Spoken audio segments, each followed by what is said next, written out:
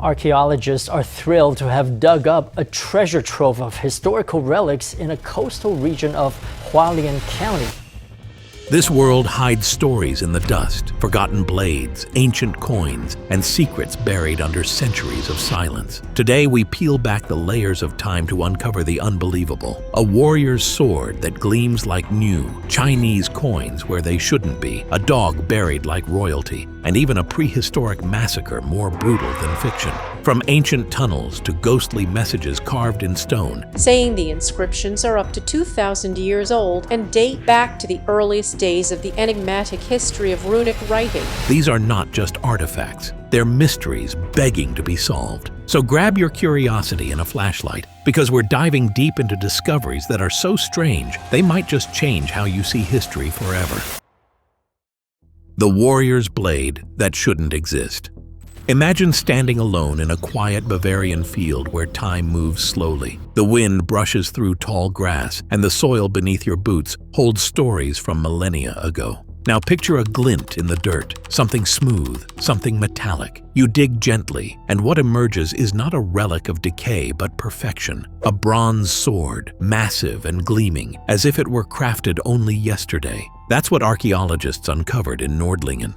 But the sword was just the beginning. Buried beside it were 3 bodies, a man, a woman, and a child. No names, no markings, just silence. Were they a family? Were they buried together by choice or by force? Questions piled up. The sword's design is baffling. Its octagonal hilt is elegant and complex. Only the finest swordsmiths in ancient Germany or Denmark could forge such a thing. But here's the twist. It's unused. There is no blade damage, no blood stains. It was built for war, but slept through its purpose. To test its potential, researchers forged replicas and staged sword fights. Surprisingly, the blade was lethal. Bronze may lack iron's hardness, but in skilled hands, it's deadly. So why was this blade untouched? Maybe it was a ceremonial piece. Or maybe the warrior never saw battle. Maybe the sword was buried not in honor, but regret. 3 lives, 1 weapon, and 1,000 questions buried beneath centuries of dirt. The warrior's blade hasn't spoken yet, but it's watching, waiting for its legend to be told. The coins that crossed continents.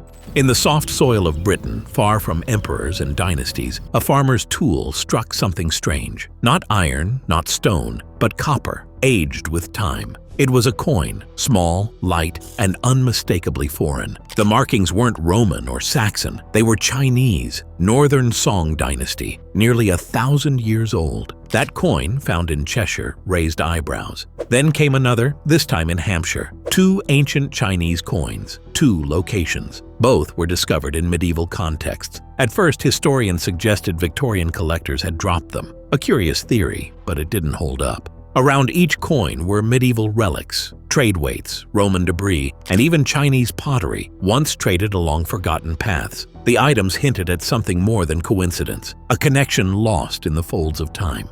Then came the written proof, a letter from King Edward II to the Emperor of China, historical records of Mongol envoys visiting Britain, and a man named Basil living in Mongolia years before Marco Polo's journey. These weren't fairy tales. These were footnotes to forgotten history. The coins suggest more than isolated contact. They whisper of travelers, trade, and stories exchanged across deserts and oceans. A medieval British coin was found in Vietnam, echoing this forgotten commerce website. Perhaps the coins were gifts, souvenirs, or traded goods brought back by adventurers no one remembers. Either way, they remind us of one truth. The world was connected long before we imagined. And now and then, the Earth lifts a coin to remind us of that ancient handshake between distant worlds.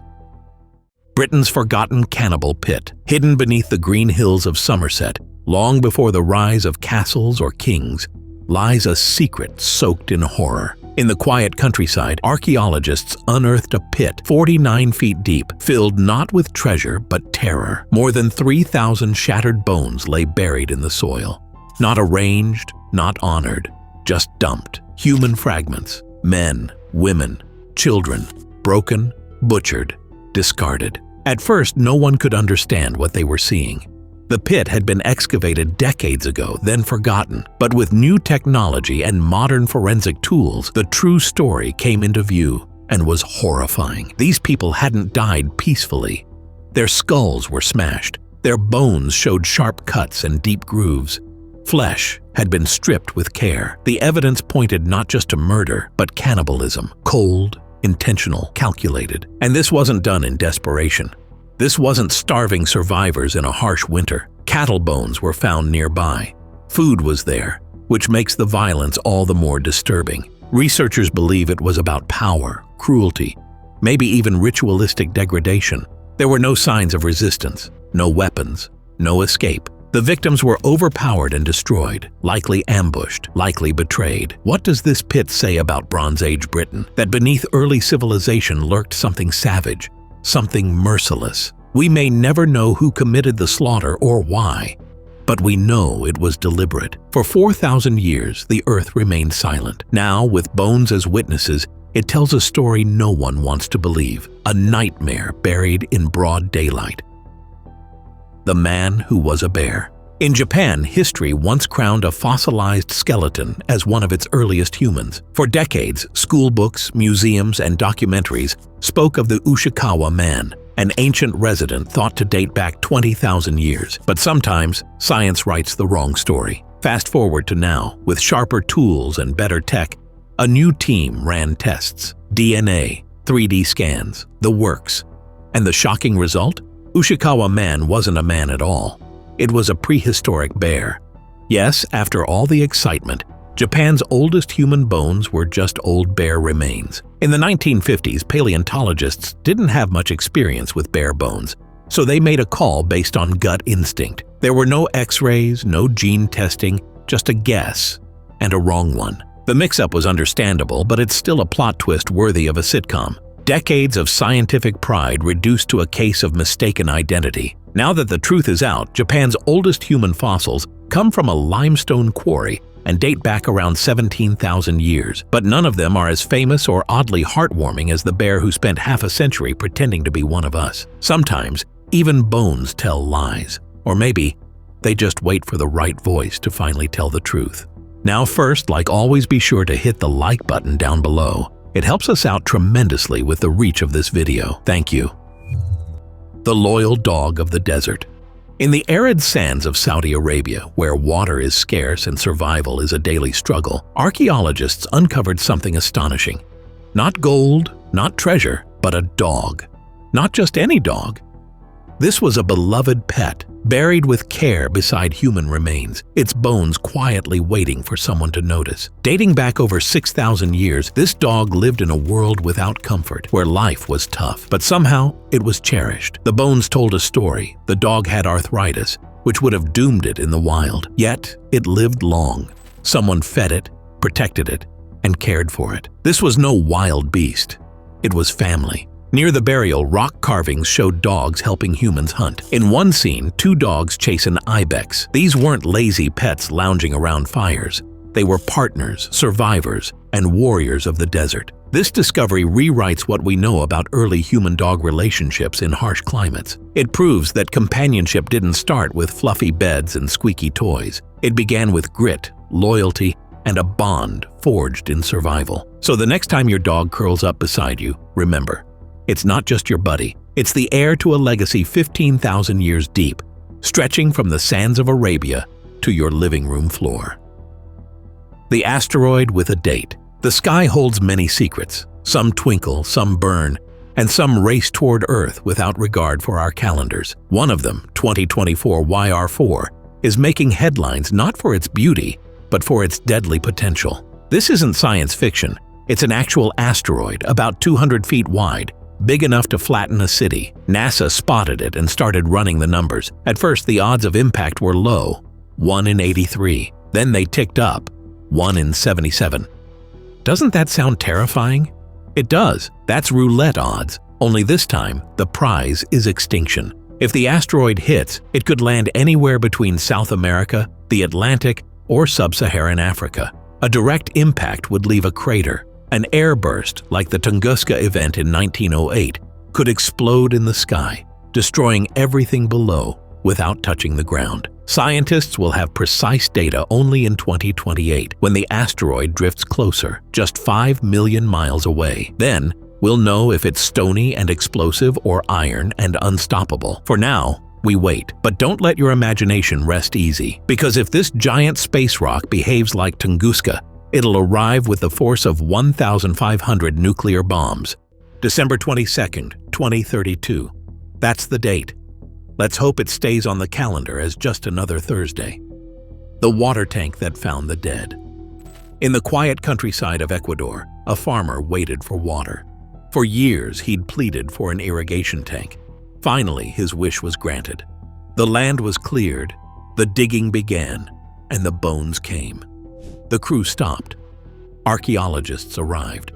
What they uncovered wasn't a simple grave. It was a forgotten Inca burial ground, over 500 years old. 12 skeletons surfaced, their bones worn by centuries of erosion, except for the teeth. The teeth were oddly pristine, like they'd been waiting to smile through the dirt. Artifacts emerged, ceramics with ancient markings and a stone foundation called a cancha, used by the Inca for housing and defense. But the stones were gone, likely stolen over generations to build modern homes. Then came something unexpected, a Christian cross, found beside traditional Inca relics. The timing was all wrong. Spanish missionaries had barely arrived when these people died. Why would there be a Christian symbol? And then there was the ring. It was not gold, copper, or silver.